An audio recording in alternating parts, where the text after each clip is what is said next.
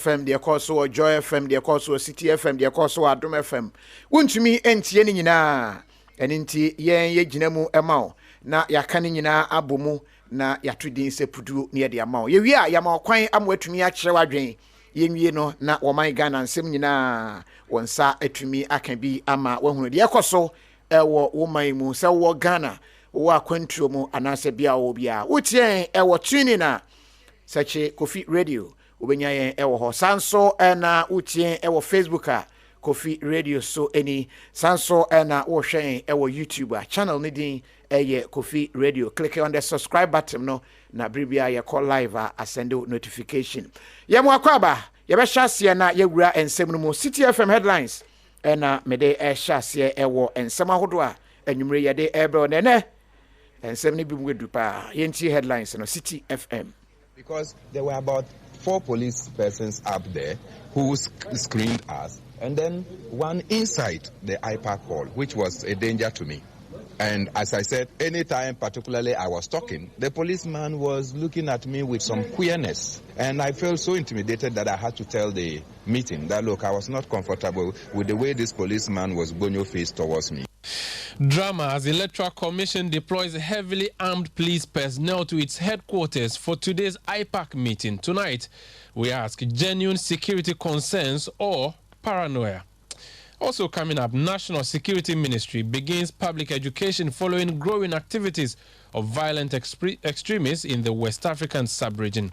We have full details for you. And later, on Eyewitness News, Global Fund forgives Ghana after the nation lost some $27 million worth of drugs to the Central Medical Stores fire. But would that be the end of the case, or we should expect some punishments? Stay with 97.3 City FM for more on this and many other stories on Eyewitness News. And in business, first quarter banking sector report shows that the private sector accounted for about 97% of total non-performing loans between January and March this year. Also, Registrar General's Department to complete beneficial ownership register by the end of the year to enhance transparency in business operations. That's in some.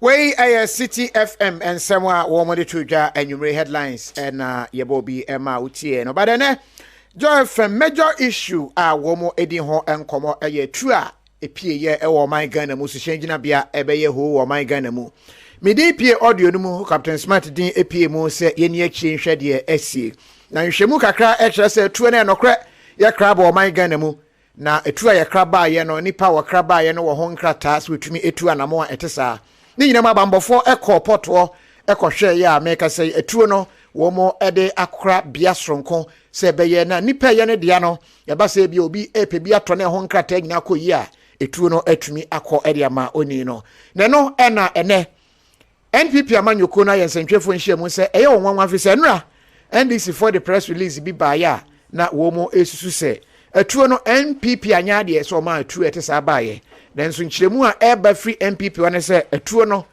NDC for abreso mo san nkrata nyina senka emra ekoye issue kase ewo Joy FM so enwumre. Extracts of that statement, and it says although police and government exposes what the term NDC deception as it produces evidence they claim show that NDC granted a license for the recent importation of a huge cache of arms that were initially seized by custom officers at the Tema port. The permit under which these arms were imported was signed by the Honorable James Agalga, Member of Parliament, Deputy Minister for the Interior. And it's curious because at that time we had a conversation about the fact that all major transactions needed to be fed to both sides. And this was issued on the blind side of everybody. Nonetheless, we have the very latest on this. Remember, the NDC yesterday issued a statement questioning why government issued a license for the importation of the arms. KOFI Radio is disputing the claims. We interrogate the facts.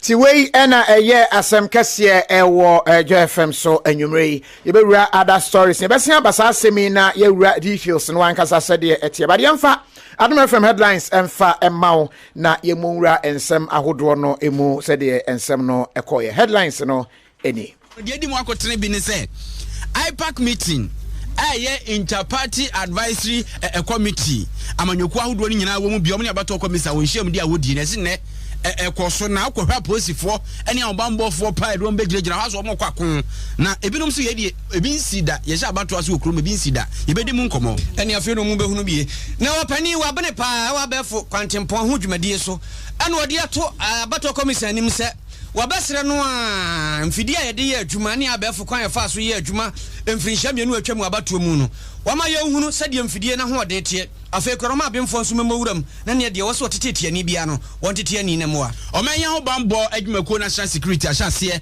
ene nsore emu mpanimfo edi ahyam sanse wobi abokoko se ya miani ana ho atutrafo befa omayinumu na sebe yese aduane a na adua nya obewo ani no yetuase yentwaso mampani dada John ajekum kofo de atodwa se anamon a NCA tuo no ese akasafidie bu ha ya totomu no womunya abotre no mo nkasa ewo obuoni ani die kwan so na ewom koye se kokko ne de koka emmoa yekoni udoma emaburu ene omanfo ho etigu monte so ye kira no odin ne na dwele so nyina na woginam aposifo akirem se omambo akire hu se dabi enyomonia bibi na koka papa na agigrada ye die tramo wom papa sa so hwe nkoda ne ya ye nye kwan ho demonstration tramo ena atraso ena gese wom de yedede demo aye na nadwo no na gese tramo de na aban ade atodwa se anesefo amoje ntete mwakatua na se telefone de mama no bia kam na wotwe no pepepe obehwie ni nyina edi amamu when issues eba ye ene ewo Adom FM so by way of headlines yenwura ensem no emu na afi yemfa details no emra so utie ewo tuni ne fi no nsia na obehunu se ye news no ye fa every piece and inti Peace FM ensem ne de mo follow ye tuni earlier no mo hunu ensem no enyina but quickly Yensha NDC amanyokuo ene MPP back and forth efa eye etu a aba oman Ghana mu hwan ene yemfa sobo no emo no yewie be wura mu ahwe se Ghana wura asori bia mu a na ye de mfidi afa wo ho ahwe se bibia enhye ho fi se ye nuanom e wo ye tifia ya mosikro eye Burkina Faso emimfo bi akọhọ akodi bone ne no ena mpaninse eja etro oyonko abodwesemu a on sensuensi wodi ho ne mo wodi no abodwesa na de do nsuo no na kese ne yedem sa nsuo no kra menahye ti Ghana ya hyase a national security mpanimfo ene asofo mpanimfo ehia mu a wo mo ye nhwehwemu ahwe kwan betun afa so ne abo Ghana de hye ho ban ti sei asori bia ne yese mfa security checkpoint emra no ho duru ho aska na bi ubewura mu na atumi amye hunu nipa bonfo a ebia na asori ahodo enam nipa ya na wo mo doso no yetumi abosa nipa enyina eho eban ba quickly yen hyase yen famfree NDC amanyokuo ensema ahodo a eba enra NDC statement a wo mo de ba ye ne se eye wo mo ya eye mo wanwa se aban amakwan ama nipa bi akra tubrane abo man Ghana mu na no ena ene NPP for aye press conference se true no eye wanwa se NDC be kasa afi se NDC fo ni matu e hu bi pa ye ni kan enhwe se the Joy FM kan eye statement a enra NDC amanyuko e de ba abonte no. Extracts of that statement, and it says although police investigations appear to point to the fact that the firearms were imported under the license of the Interior Ministry, the NDC is alarmed by government's decision to authorize such importation at a time when the country is grappling with the threat of terrorism on our northern frontier, pervasive vigilantism, and unmitigated armed robberies across the length and breadth of the country. Now, they add that there's no denying the fact that easy access to small arms and light weapons fuels criminal activities such as armed robbery and terrorism. We are also mindful of research findings that suggest there are at the moment nearly 2 million small arms in unlawful circulation in Ghana, a situation which does not augur well for our peace and security. They end the statement by asking government to consider the option of placing a moratorium on the importation of arms until emerging security threats such as terrorism, contract killings, armed robberies and vigilantism are adequately addressed. The NDC amanyoko krata womotre enra ede ba yesa ban fa ne nsanto wo mfa tabo bi nto so se obi ani ho kwan so bekra tu abo man Ghana mu na etuo na ba yeso aban anya de so ma ho kwan e ma e ba wo man Ghana mu ene kwaje opon kroma agina aban no na mu onne oso afa woto nkra wa kire mu se tuo no se hwe na chi pa opani James Agaga NDC abreso ene wode ne nsa hye nkrata sin tuo no wonim hu bi pa nim hu bibia tie ne nwanwa se aban kro ha no a befa chi abeka se MPP akra tuo dia mo ban Ghana mu ebe ma tibamufo ho chese ehu abeto mu se aban ekra etu eba na NPP de ye wonwanwa pa ye nte kwadwo opon kroma press conference na wo ye chie mu efa sa asemi eho Joy FM na wo mo boss ani. So make some information available to the general public. The permit under which these arms were imported was signed by the Honorable James Agalga, Member of Parliament, Deputy Minister for the Interior, on January 5th, 2017. So this permit we are talking about, which allowed these persons to import this cache of arms legally into the country, was issued on the 5th of January 2017 under the signature of the Honorable James Agalga. I have a copy of it here. I'll give a copy to you afterwards. And we find it strange that the very persons who issued the permit for the importation of these arms will today turn around and say that the Akufo-Addo administration has issued permits and therefore has to take the security situation of this country a lot more seriously than it is doing now. Where all of these points of alarm that they raise in this statement, all of these points of alarm that they raise, were they not known to them at the time that they were signing this permit? At the time that they were issuing this permit, all of these points of alarm, were they not known to them? And was the security of the state, which they are talking about today, non-existent at the time when they were issuing this permit? You can't appropriate and reprobate. You can't do this. And then when a new administration rather comes in and is the one that takes the necessary efforts to secure the consignment and ensure that it's kept in a place and not necessarily in the hands of persons with doubtful character, then you turn on issuing statements as though something untoward has happened. So the first point we want to make is that indeed the permit that was issued by the NDSC administration. The second point is that it's curious that after the election of 2016, 2 days to the handing over, on the 5th of January, at a time of the transition when we had agreed that all major transactions of this nature had to be referred to both sides of the transition team, they issued a permit, and I want to read to you. Permission is granted to YADCO to import the underlisted explosives and accessories for the use of their clients who are all engaged in mining and quarry sectors.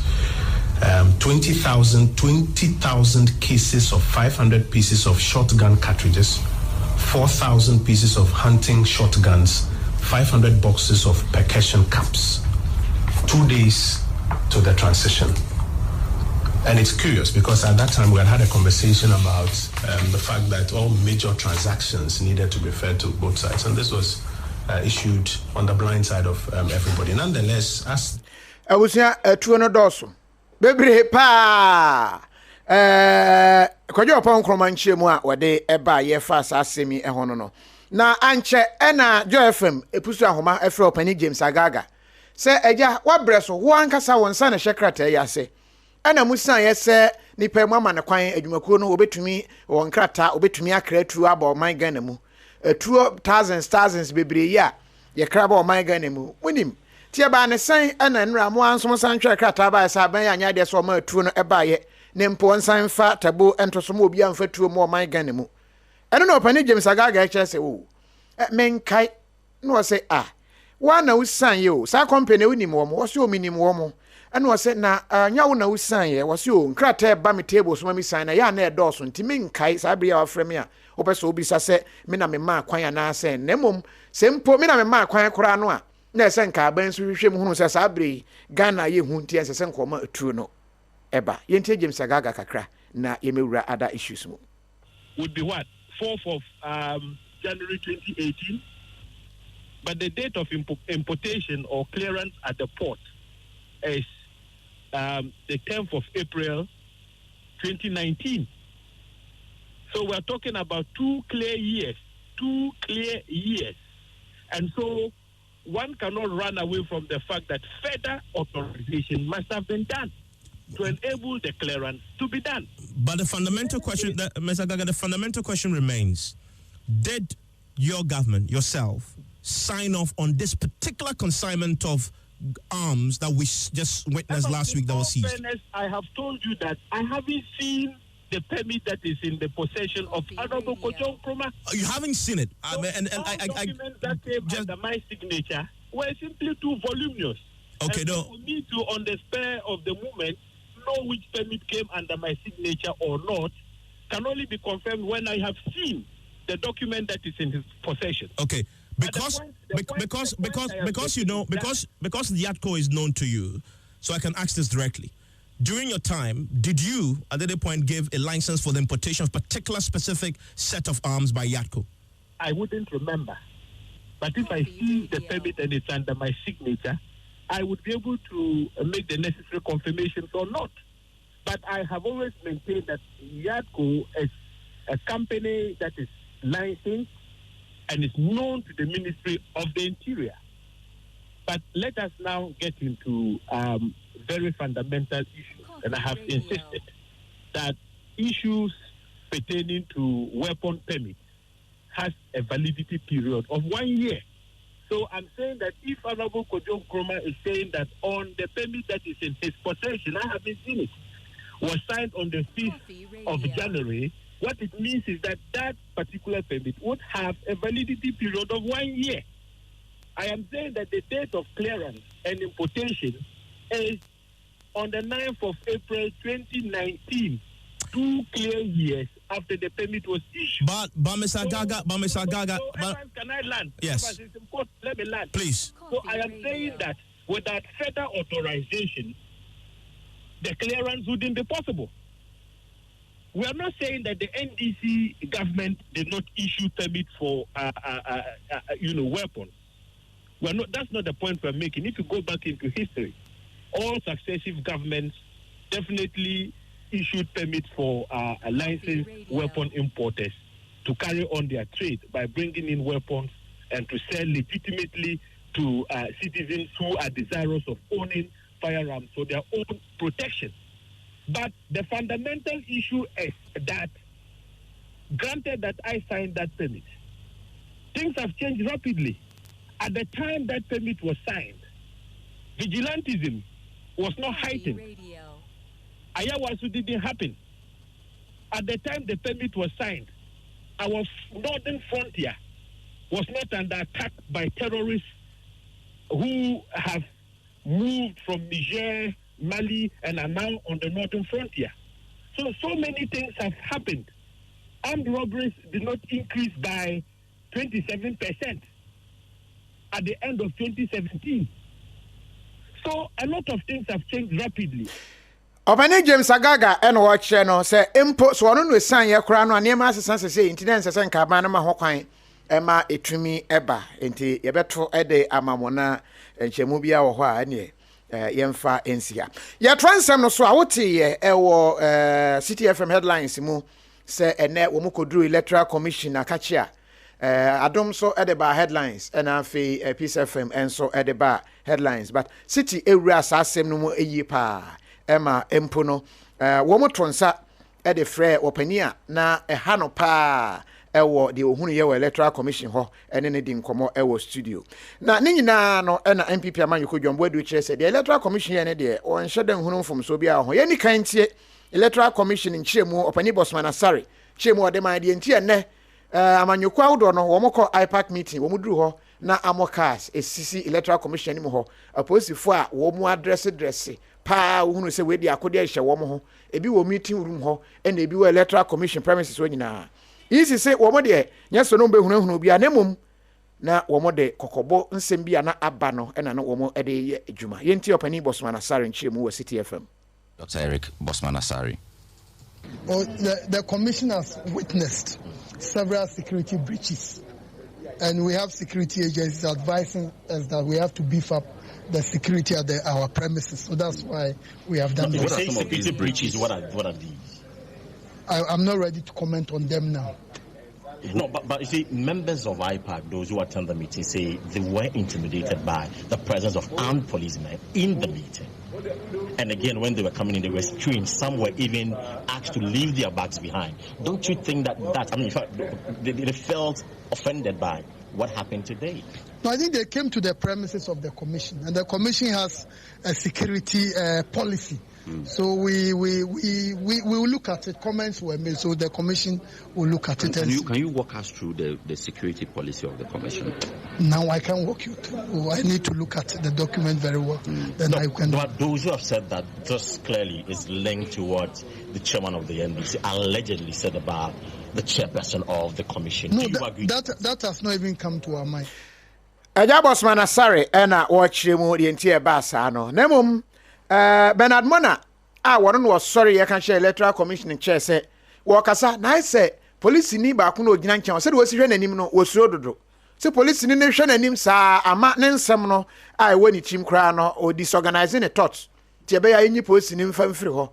Eno achi no wo montia say the entire police fo aba ho sa na ade ne tete wo mo. O police ni no a the way an hwene woso ne said we born ani prepare na say wo hunahuna popo na ni kye nipa ni bi meeting so mpesa ya dwodwo de a wo munye police fo no fefefe na isi so say da bi wo mo de wo adwuma no wo ye mo bia nso police fo no nso ye wo mo adwuma tie na akoya atwa mentwe saa na city fm sentwe ni ebo pinchen MPP say I say sunu na nipa ni sunu Bernard Mona ni NDC de ono onso opposition saa na NDC amanyuko mu nipa na say wo mu esu na John Boyd we general secretary ma amanyuko NPP hu ne sen na John Boyd say oh me de na ade na nye hu sa o say de mu pese we kire no.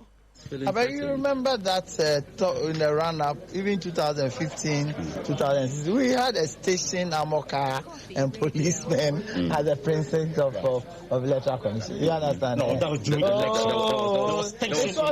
That was station in the system. That is why the EC don't impose what you don't know on me. I'm saying that right from 2015, 2016, we had a station armored car. So are we going back to those days? I'm saying that this is what pertained at that time. The Electoral Commission have their own reasons for taking decisions as to their protection and all that. And I don't think that I'm even in the position. I shouldn't even have answered.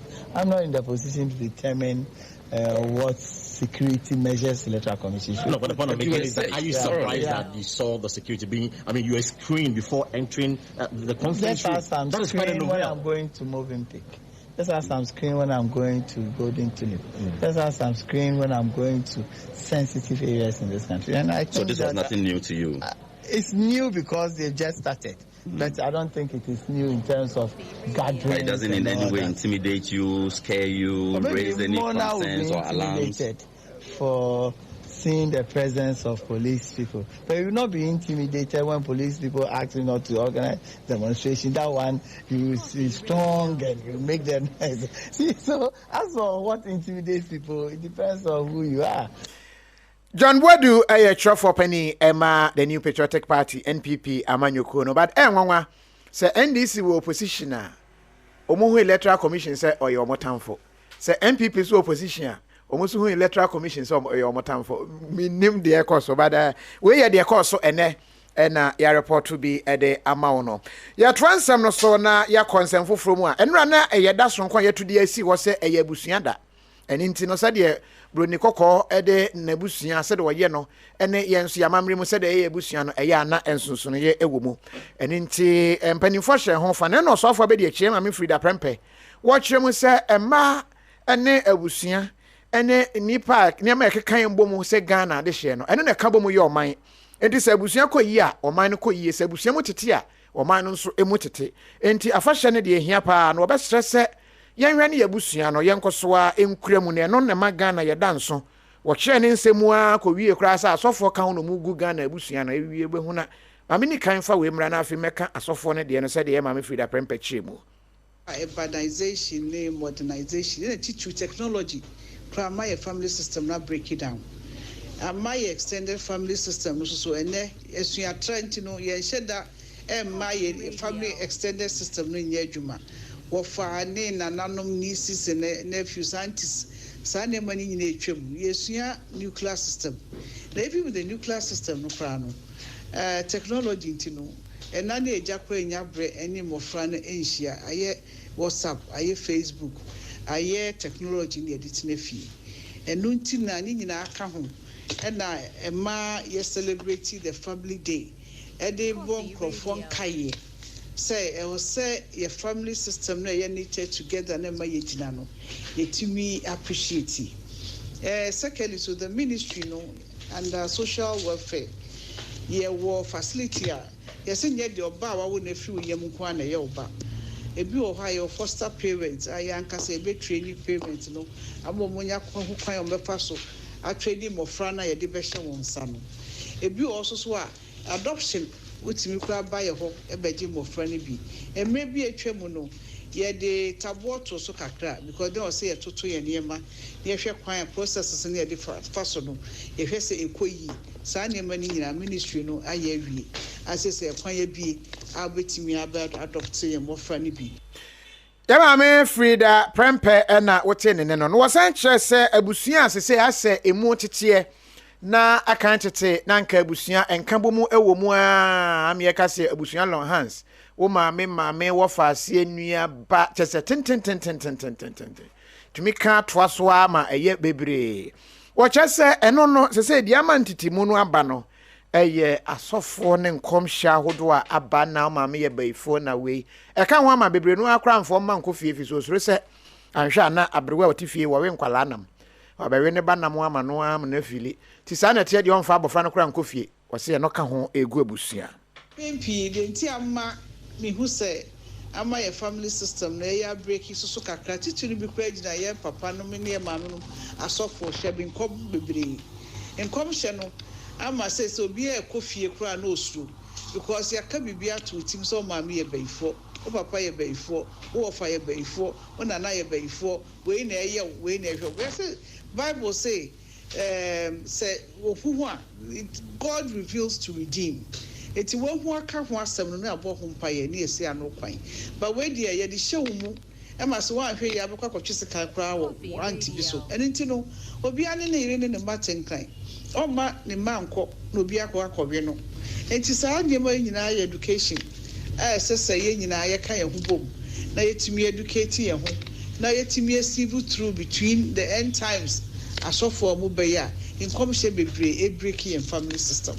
These are the trend. Ti wuji dis the aba no ana asofo na egu abusia ana se ya na egu abusia ana brechiri tena ene se de broni ye ne de no na ye gidi se ye nti ye to ye de no atwene ana obetumi de wadwenche no aba brepa emu na ye transem no so ne akoya ni mu 2020 abato bekoso na ayu womo eye adwumaku a womo taye nhwehwemu pa amanyoku awodo se de niema AC eko economic intelligence unit no womo ahwe hunu se wo niema weni nti no amanyoko weni obetumi adi nkunima na se weni obewie weni obekose ni ade no womo abu ho nkonta pepepe de ahwe eno ma ye nhwehwemu de abeto dwa eche se wo womo nhwehwemu no NPP na nadodan kwa Akufo-Addo obesen atoa so na NDC at now opposition. NDC at no opposition they anake say ejama hama obetumi asen stand bi mu na technical kakra minim de but anake say asem no ayire no na say ya nokre sesen na tie de sinye wie na be hunu chale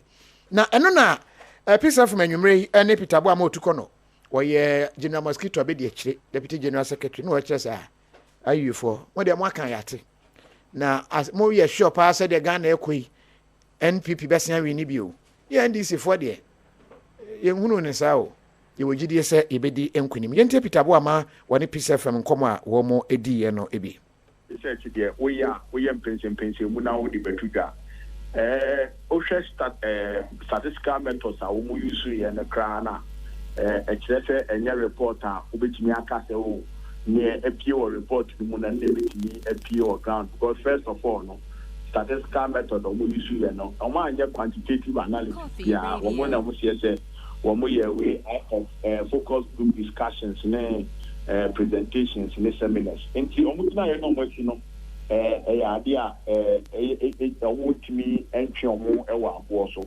na me wan say ya no ma start jubilate say year you say omo be din kunim because ye dika year you foi omo ye reports paper the way you know ankoya papa na nse mu kokra Nigeria omo ka se Atiku be wini when wini 2008 omo ka se President Akufo-Addo be wini when wini subsequently omo sa ye report ni bisa say 2011 o se then omo ye say President Akufo-Addo be wini when wini nti the pre wo hono ma omo ya atwa fine but particularly never be wo hono ma When we EP was our report, we man, me sure said, yeah, for a better attention, and me sure say MPP funds said you or my serious set when we go my yama getting control Ghana for the one more everything actually because ocean in as well we see any crack. Acquire said you definitely here. So when Butua na chese ne wadaya inti anye ndisi ebe MPP and no nkyere say MPP de bedi nkunim e was all no but other things we raise here pie corruption ketashe proye kankan irimudi e kwan a omodwen say aban ehye ho bona aban edi Ghana fo hamo na special prosecutor KOFI ne ba yi betine yehu dwumadi a oye na omodwen say aban na anhwe ho asema ebe ha again part because corruption said the air corner aban yi mu irimudi ni ketashe MPP no ansha na akoye atem kese e wo 2020 election no wo mo sa reason say economy no so ebe ya atem kese pa na wo mo hwe dwumadi a aban edina ansha atidi no na nembe gu ase ama atoto apansama ma kodru CCD 50%. And I say as part of strategy say Ghana yebetimi ama na fa ntuma pafra na yedie ni nkoso aye Ghana for dia emra president Mahama abedi president ni no enyema ehunhia Ghana for a ebi na na mebu bosu dream die ketase se proye ne kankan a wo ede ekikan sam etia NDC ni president Mahama a besi ne wo mu kotuko fa cranship na special prosecutor crown akoka ewiamu ne nasefo no no beba up ama Ghana for ebe hold the president Akufo-Addo accountable set anyema na okan no ekosi sen Peter Boama Otukono deputy general secretary edema amanyuko NDC and out say watchemu say wo mo gitumu ana say wo mo nyintumu efa niema EIU wo mo adebetu dwa say MPP and obesi adim kunim 2020 ho nkyeremu ne say de wo mo gye no efa no na je say ni nyina mu no wo say wo mo de MPP betumi ya hyase abose but NDC de wo mo enye sa report no entumu ye twaso a ene asafo ahodo mpanimfo ene mpanimfo aka nyina no ene bambo mpanimfo national security ekohia ye adwendwen niam ho fi se tuayonko a osi etuaduam but etuayonko hunu se wonso betumi atua mu sa pepepe ti ye dwen Ghana ho ye bambo ne titiri sabre ya etutwafo ebi ama won homne so ewo mosikru mekire Burkina Faso na wo mo edi wo mo nya ho no wo betumi afiri ho awura obi nto isadaka ma bepie Ghana abedi sa abone koro ya ebi tina ese ma yani eda ho na no ena enempanimfo ehye fa asori ene nkabo mu akoso o my Ghana mu ampanimfo de afutuo ba se de be ya yenhwe na yentu anamo obi ebewura so dem a yentu ne botom ehunu se collection kwa na hye ne botom ne bag kra de wonyi mfa nto ho na yemu anema ne nyina no wopon aba begina de akọ ntisa ebetumi edi yembone City FM reporter wakabo mu ma wo mo de tudwa anwumre ni. As part of activities lined up for the centenary celebration of the church's existence, the Ernest Bruce Memorial Methodist Church in Adabraka organized a symposium under the theme Justice, Peace and Security in Ghana, the Role of the Church and State. The host and superintendent minister of the church, Samuel Cote, said it was time Christians generate conversations around their own security. Today, issues of justice, peace, and security have taken the center stage. Our nation, Ghana, is not an exception. Just yesterday, we received the threatening news of terrorist attacks on churches. It is for this reason that as we celebrate this important milestone, we want to bring to the fore for discussion these essential topical issues, peace and security. A lecturer and security analyst with the Kofi Annan International Peacekeeping Training Center, Dr. Fifi Eduafo, charged the clergy to beef up security at places of worship in the wake of terrorism attack scare. He said current trends of terrorist activities show that Ghana is at risk of being attacked. These guys have attacked almost all the national installations. Attacked the police station, they've attacked malls, and now the church is the most closest place for them to attack. And if you look at the nature of the attacks and you look at the methodology that they are using, it is quite worrying, and all of us need to sort of beef up our security in dealing with the issues of terrorism.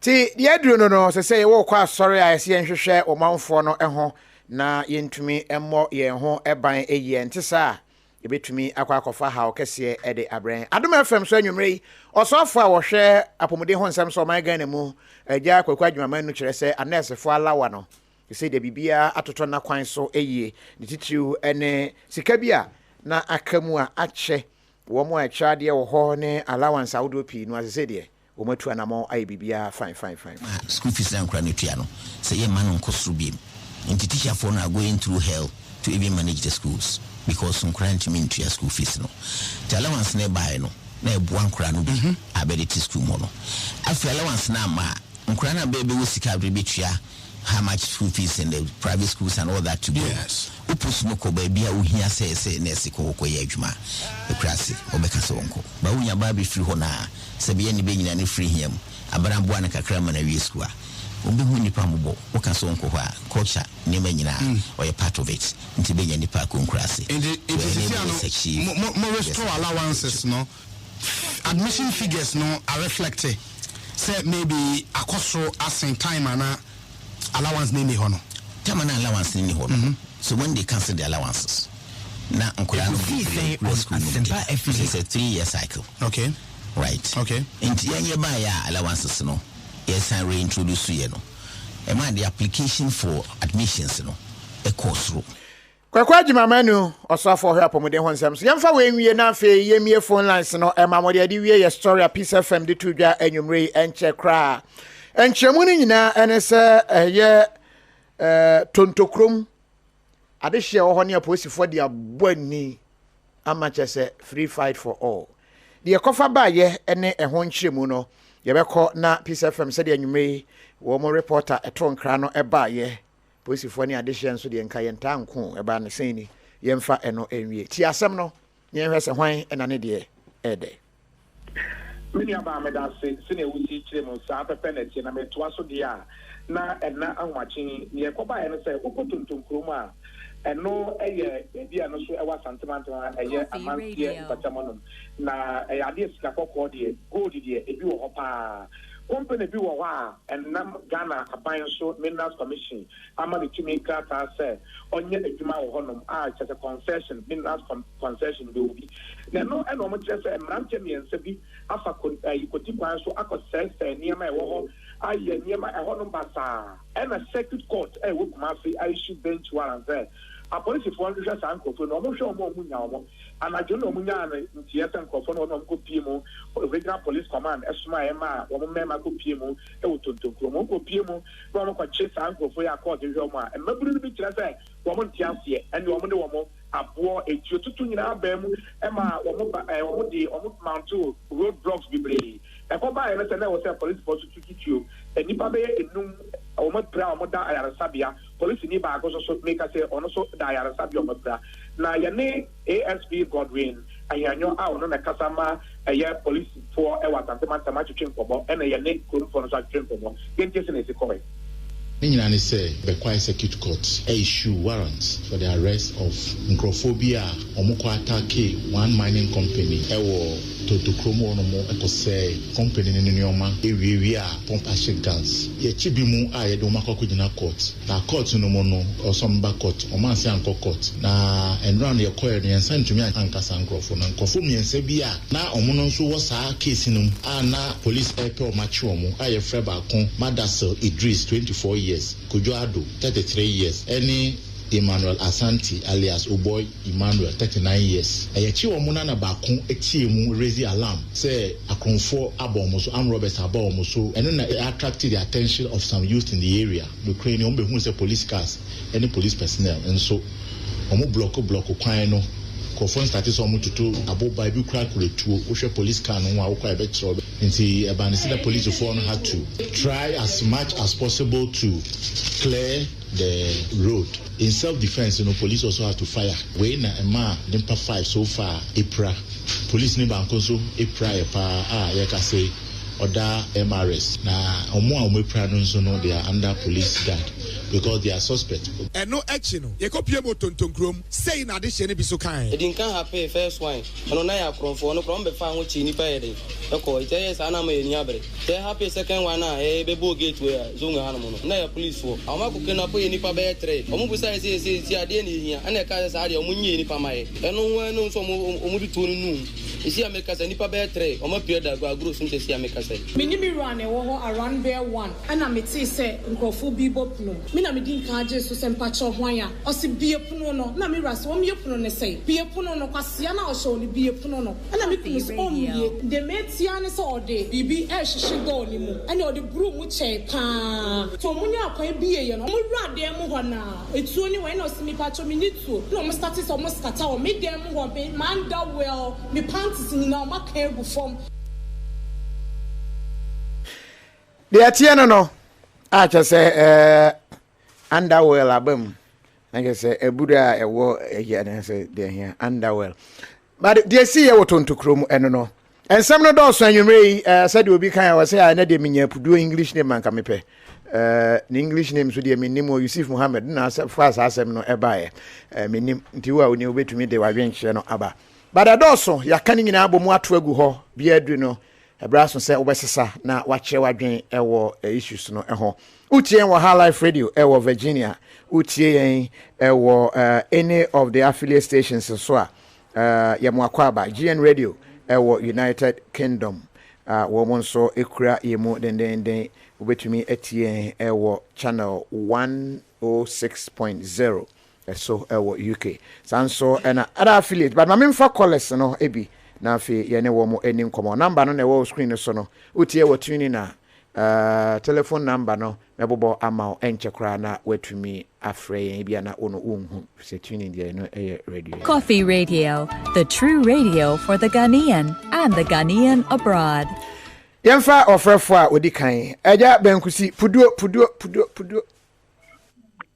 Monsisa ene de kajo banjima nyakoche ne medika eja no why Berlin hima kaje ne de medika kwa ene osisi mi yo eja kusiminti we kofi mi chama chewa tifo Jesus na kofi tonto krom na ye buru omu serious omo oko se kro no omo bo pa because manso sa do de minim so mo MP wo ho oko krom pa kofi so galamsi etun dudu nyina amanse ayiwo na ye 2HEAVY yo kofi ye ka midika ka abushia de no sa ye se abushia mo atete na aye kofi ye mfa so bo no mo ahemfo o ye fi asofo so de kwa ahemfo so o mi de ba ye mfa mo ahemfo okay o dia se on se abushia certificate akurase o abushia bia ya se akurase ntini ba bia wuti ombe ekura bia mo a woni abushia no ana woni akura no na minim ba bia wufe but any ahemfo ma ya mamre enyina ede agba ahwete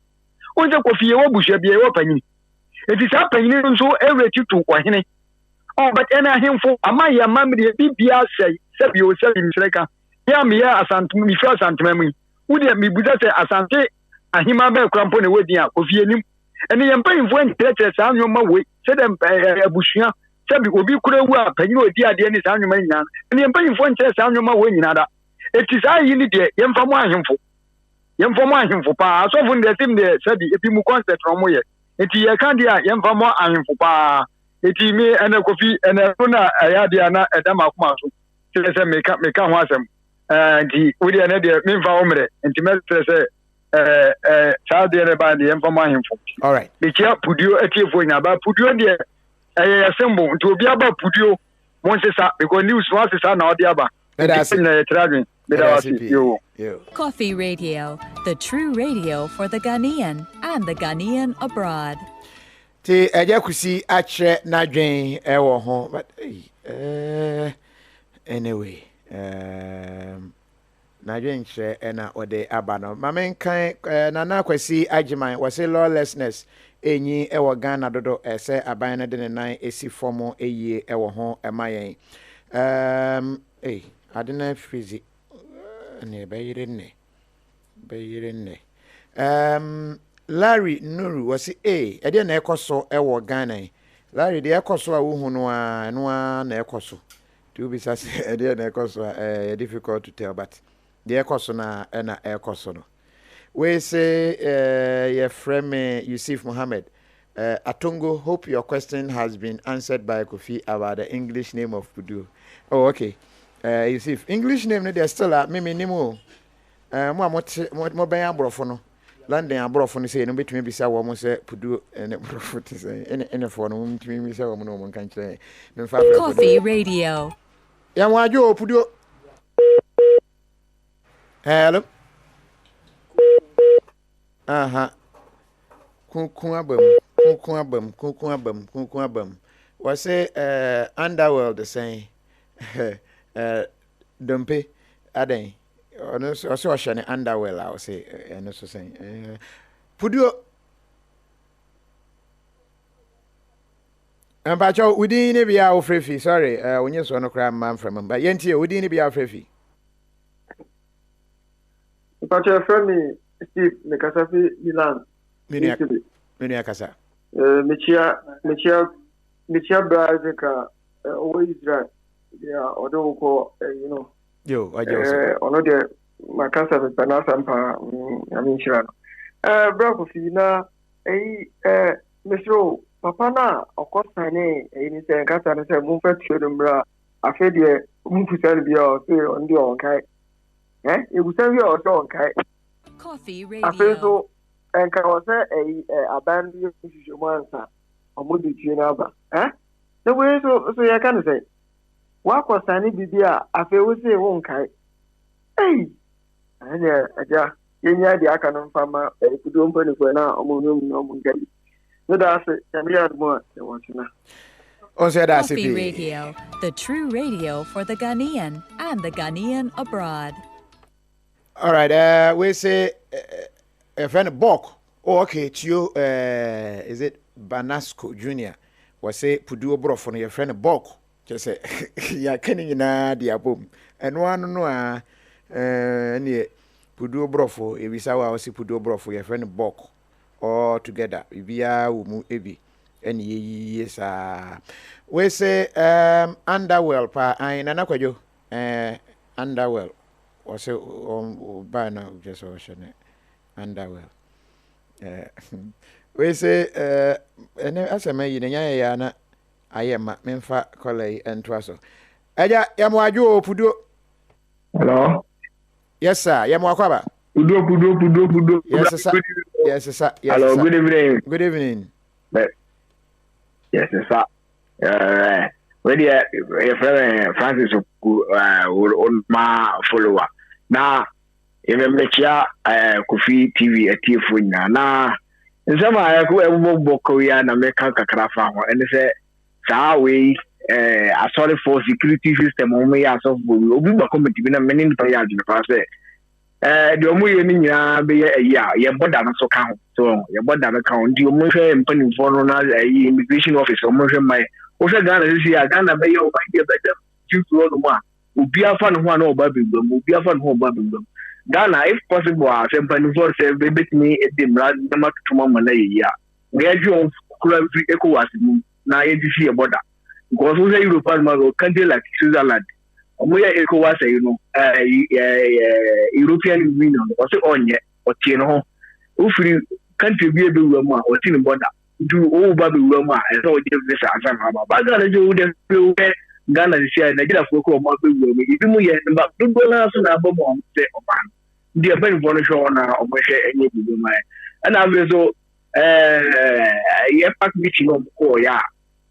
If you move to this is alarm about them for food person for people, you bought about the more much as you do. That's all corner say, at meeting, a better than ever police on the channel. You have got a man of Ghana for enforcing and on Papusia. If you said, we Yamma and secret to find no more. That was true.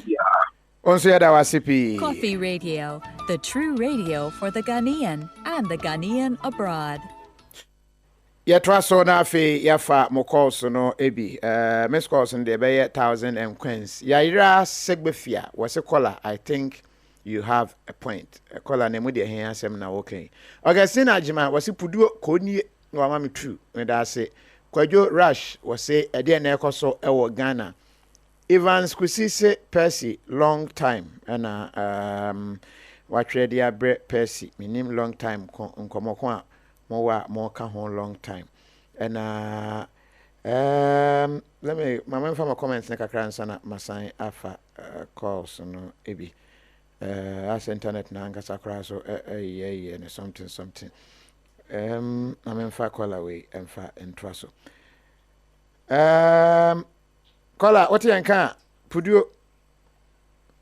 Yes, sir. Pacho, we didn't be afraid for you. Pacho, the friend Emmanuel Johnson, make us free kill. Aja Johnson, Kasa. Me person make we be efa etu no. Na, well say Ghana no program ye facing say ye need data ewo o mine Enti no obi ewo nkran na ofuri oko Kumasi a na chi ayira. Pa cho temenka. Mete wonka pa. Aha. Enti no etuo no senka ya de say ye data enka etuo bia o serial number. Enti nka say police fo ne fa etuo ni serial numbers ni nyina na o mo keep ewo.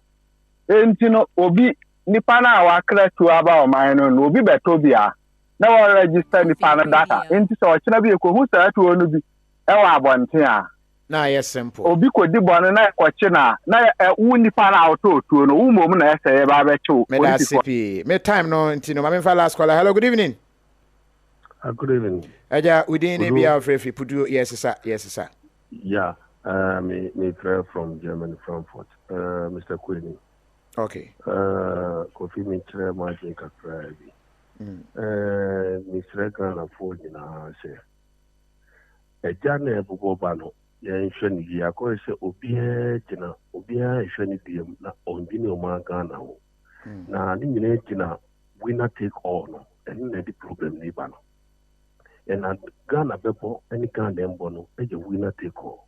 Na menim Ghana omo matwem akono ati omo asua time ewo social rule no say no man tie na akwai say individual bia so ne ho individual bia so ne ho na omo man kasa ya je omo na eto obi agina position bia na wo be fa so ode ne busua pepe yi but en Ghana na Ghana hwe ne yi na NDC ya dia o dia share MPP ya dia o dia share NDC ni ekuso this are two parties nso a da ejan pe telling and number who say ya fidi adie papa the Ghana for and so much can say the bet never sorry aka say how we not take all must be stopped not institution the war man no epeye juma police ankasa recruit to the police they say yen ja bibia ma obia na oya banya no an say you are there to take care for obia juma shedding sa that's how we not take all you know inflow Kofi me dance say Yo, may I say last but collab me katia mensa kopic timemfano enwie mom. Now Yusuf Muhammad was Kofi said Kofi TV interview ni wa best stand the time kakra Yusuf we are interview ho internet say ye dey. Hello Kofi. Aja ya mwajo. Ya me Josu binia. Pudu. Yes sister. Pacho, we didn't be our friend ni entio. Yeah, me din the Quadrampoku, me from London. West Norwood. Yes, sir. Me too. Yeah, Kofi, masem kaka meka ewo Coffee Radio. Hello? Yeah, Kofi, masem kaka mbese meka wo etuna eba na openi bina no kase on the sign permit ma obi ba no onkai. Kofi one say obi a watimi aka say no na wa sign permit ama obi ene o tene wa no aka say onkai o say ene me go ha ya ene dia opposition party so what you just sign na even tawa attach that what the sign what I say na why you arguing say e bia mo be sa ba subio ana mo subio ana and maybe we have any say ye opposition party na penimfo na omulo to me na ese say omu kesa de omu hwe yi de omu hwe na omu yi you can say, yeah, I'm at the SL, no more. No, we just say we and I win. Because what me a question, and I said, what my permit see and fetch you or man with ya. Not just say, what now, yeah. That's